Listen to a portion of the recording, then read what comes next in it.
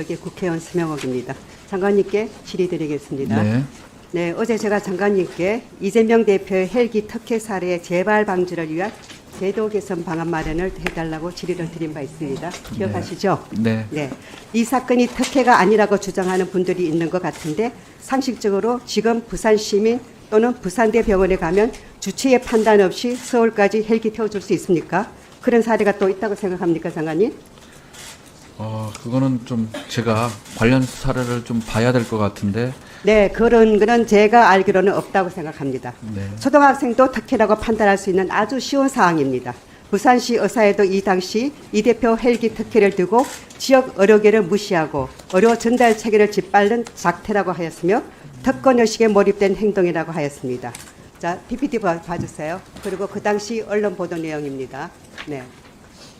부산시 의사뿐만 아니라 경남, 전북, 광주, 서울시 등 전국의 의료계뿐만 아니라 언론 그리고 시민단체 등 모두가 한 목소리로 이 대표의 행태를 두고 특권이라고 말하였습니다. 자, 그 당시에 부산 언론 보도입니다. 상세히 봐주시고요. 어제 나온 야당의 공식적 주장으로는 권익위가 이 사건을 특혜가 아니라고 본다는 것입니다. 화면을 잘 봐주시고요. 이 화면에 나온 것은 권익위의 의결서 내용입니다.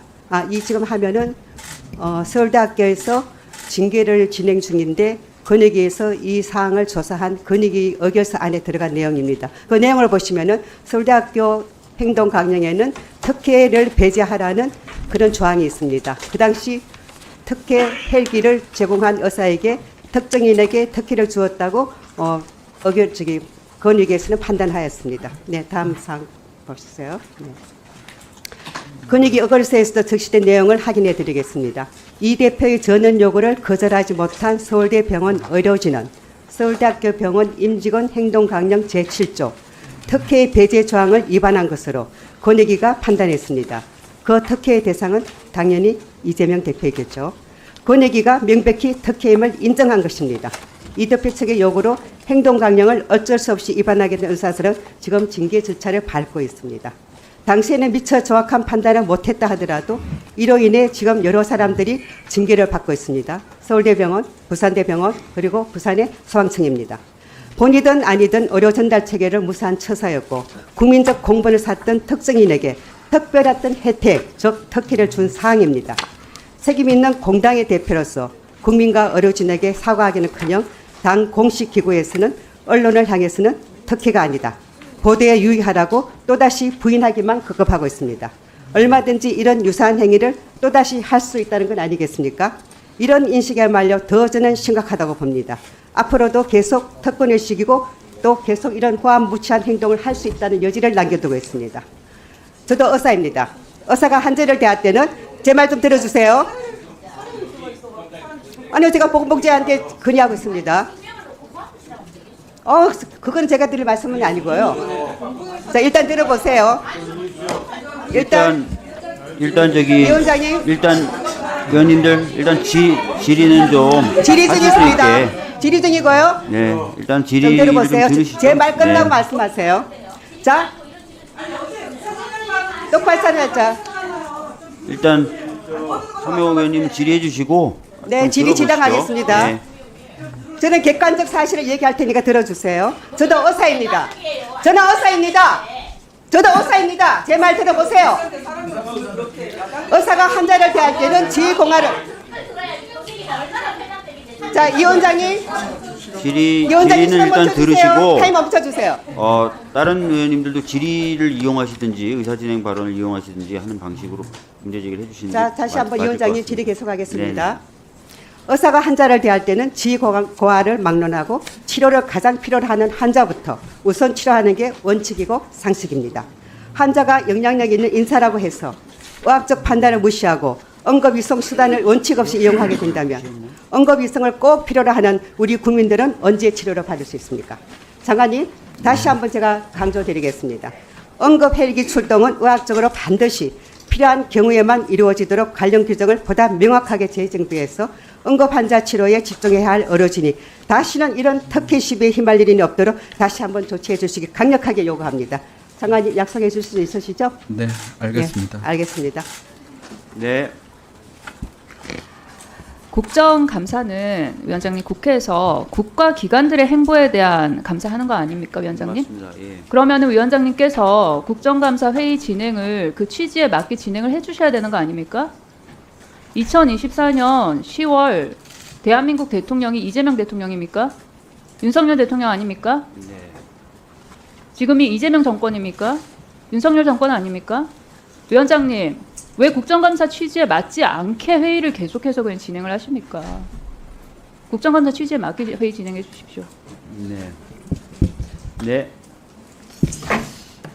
우리 강선우 간사님, 지금 현 정부에 대한 국정감사 맞습니다. 그러나 질의에 있어서는 어떤 사건이 있었고 그 사건이 있었을 때 현 정부가, 현 보건복지부가 관여하는 그 업무가 정당하지 않은 방법이 있다면 그에 대해서도 할 수 있는 게 저는 국정감사라고 봅니다. 그래서 응급의료 헬기 이송 과정에서 문제가 있는 거, 그것을 현 정부가, 현 보건복지부가 기존에는 이런 선례가 별로 없었기 때문에 문제가 안 되고 몰랐던 일이고, 이제는 알게 됐으면 그 부분에 대해서도 매뉴얼을 저는 정비할 필요가 있고, 그 부분을 잘 하라는 그런 요청은 얼마든지 국정감사의 저는 대상이고 또 필요한 거라고 봅니다.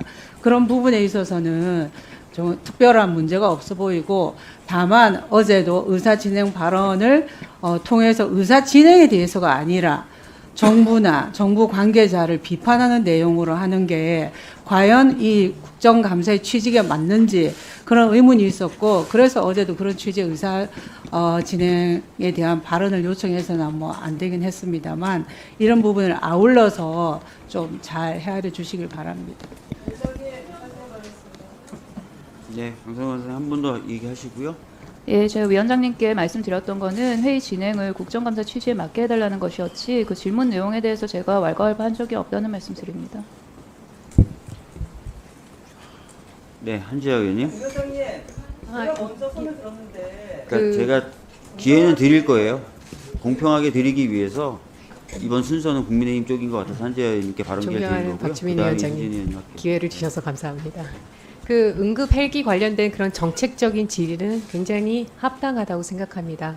어떤 위급한 상황에서 그런 부분들이 정치적인 어떤 직위를 이용해서 활용이 되면 안 된다는 부분에 있어서는 서명호 의원님께서 크게 틀린 말씀을 하신 것 같지 않아서 저도 정책적인 질의로 받아들이고 있습니다. 그 부분에 대해서는 이렇게 진행을 잘 해주셔서 감사드린다는 말씀을 드립니다.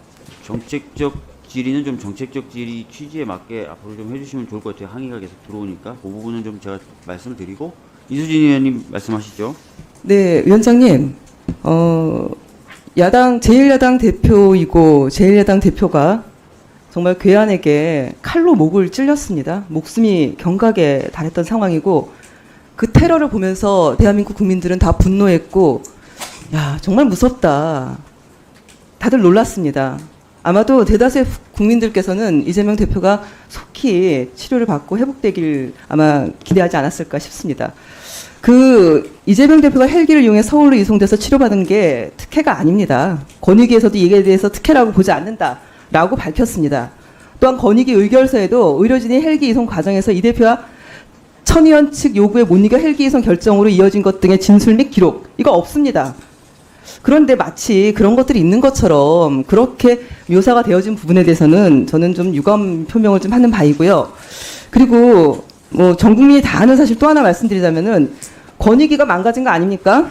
김건희 여사 디올백 수사 전 국민이 봐도 참 문제 많습니다. 그런데 종결 처리했죠. 이러려고 전현희 전 위원장을 권익위에서 끌어내린 거 아닌가? 이렇게 다 연결되는 그런 부분이 있는 겁니다. 얘기할 땐 좀 조용히 듣고 있으세요. 네? 저는 그래서 현상들을 말씀을 드리는 거예요. 국민들이 인지하고 알고 있는 현상들을 말씀드리는 거고, 듣기 싫어도 들으세요. 물론 국민의힘 의원들이 듣기 싫으시겠죠. 윤석열 정권이 하고 있는 일 하나하나가 국민들 정서에 맞지 않는 일을 하고 있어요. 그러니까 국감에서 당연히 정부의 정책이나 잘못된 것을 지적해야 되는 국감에서 그런 일 하는 것 안 하고 다른 일, 정쟁을 만들려고 그러고 야당 대표를 악마하려고 하는데 집중하고 계시니까 그분에 대해서 문제 삼는 겁니다. 네. 권익위가 권익위 역할 제대로 하고 국민의 권리를 보호했다면 이런 일도 생기지 않았겠죠? 자, 의결서를 다시 한번 상세히 읽어보시고요. 그거 문헌 해당 피동맥이 안 되겠다 모르는데. 자, 다시 한번 읽어보세요. 뭐 마치신 거죠? 양쪽 다 좀. 자, 서명욱 의원님, 박희승 의원님. 자, 제 생각에는 그 양쪽 다 그 정치적인 주장도 하실 수는 있습니다. 하실 수는 있는데 너무 또 정치적인 쪽으로 이제 흘러가면은 국감을 원래 취지에 벗어날 수 있다는 점을 좀 말씀을 드리고요. 계속 좀 진행을 해도 되겠죠? 네. 자, 다음은 서영석 의원님 질의해 주시기 바랍니다. 잠시 주목해 주시기 바랍니다. 구독자분들에게 특별한 선물을 준비했는데요. 제가 항상 여러분들 때 강조드리는 말씀이 있습니다. 이슈와 뉴스만 꾸준히 챙겨보셔도 충분히 돈을 벌 수 있다고 말씀드리는데요. 여기 보이시는 채널의 영상을 보시면 어떤 생각이 드시나요? 그냥 눈에 보이시는 뉴스와 영상만 보시고 아무 생각이 없으신가요? 그렇다면 저는 잘못된 것이라고 말씀드리고 싶습니다. 그 이유가 무엇이냐면 제가 8월 초에 뭐라고 말씀드렸나요? 지금은 바이오에 관심을 가져야 한다라고 뉴스만 보고 넘기지 마시고 투자를 직접적으로 생각해봐야 한다고 말씀드렸는데요. 이런 썸네일들과 영상을 통해서 충분히 구독자님들께도 전달이 되셨을 겁니다. 이런 바이오 이슈가 되었을 때 부자들은 어떻게 생각할까요? 바이오 관련주는 무엇이 있는지, 어떤 종목이 가장 좋을지, 어디에 투자해야 돈이 몰릴 수 있는지 자연스럽게 생각한다고 말씀드렸습니다. 지난번에 구독자분들과 함께하는 주식으로 수익 내기를 진행했었는데요. 100% 무료로 진행을 했고 이 사진을 보시면 아시겠지만 구독이라는 문자 메시지를 남겨주신 모든 시청자분들께 이렇게 바이오 관련주 중에 가장 급등할 확률이 높은 딱 한 종목을 드렸습니다. 8월 13일에 오정바이오를 추천해 드렸습니다. 여기 나와 있는 사진을 보시면 정확히 얼마에 매수하고 어떤 종목을 사야 하는지 어느 지점에 팔아야 하는지 이런 부분들까지 여러분들에게 정확히 알려드렸는데요. 실제로 많은 분들께서 수입을 보셨습니다. 오른쪽을 보시면 아시겠지만 8월 13일에 오정바이오를 소개해드리고 나서 실제로 며칠이 지나지 않고 이렇게 주가가 상한가가 되었습니다. 당시에도 굉장히 많은 분들이 제가 드린 이 종목으로 수익을 내셨습니다. 지난번과 똑같이 구독이라는 문자를 보내주시면 이번에 이슈가 되고 있는 주식 중에 앞으로 대장주의 구실을 하면서 주가가 가장 크게 상승할 한 종목을 시청자분들에게 문자로 종목명과 사고자 하는 시점을 모두 알려드리겠습니다. 이 영상을 보시고 계시는 시청자분들 중에 종목이 궁금하다 하시는 분들은 남녀노소 시간대 상관없이 이렇게 상단에 번호를 항상 남겨놓고 있습니다. 전화번호 010-802-5352 똑같이 무료 급등 주식 문자를 보내드리겠습니다. 돈을 받는 것도 아니고 투자를 대신해 드리는 것도 아니고 부담 없이 구독 문자 보내주시면 되십니다. 수익이 나신다면 구독과 좋아요 한 번씩 부탁드립니다.